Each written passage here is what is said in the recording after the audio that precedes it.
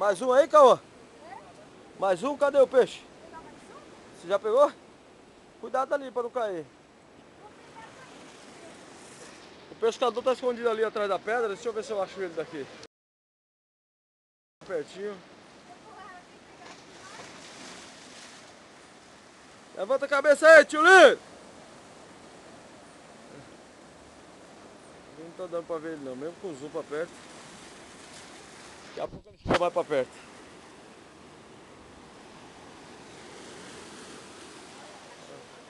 Nós já tem até cachorro aqui agora.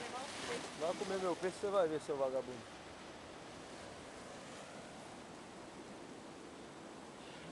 Vai, Cauã, pega mais um aí que eu quero ver. Pegou quanto já, Cauã? 4? Ainda bem que não é... Ô, peixão bonito quase, hein, meu? Ainda bem que não é história de pescador. Se é 7... Vai de novo que eu vou filmar uma briga sua com o peixe aí. Você vai entrar pro livro do recorde. Melhor pescador de chupa-pedra.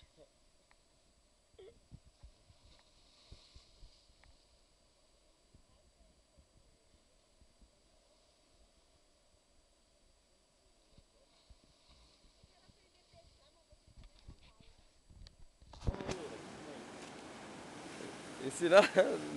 Eu peguei 2 chupa-pedra. Eu não peguei nem nada, como eu vou ensinar? Ô, Cauã, ensina aí. Chupa-pedra é aqueles peixes que tem livro aquário. Esse aí, ó. O Cauã pegou. A vara tá boa? A minha? Tá, vou pescar daqui a pouco. Só vou ver o Cauã pegar um aqui.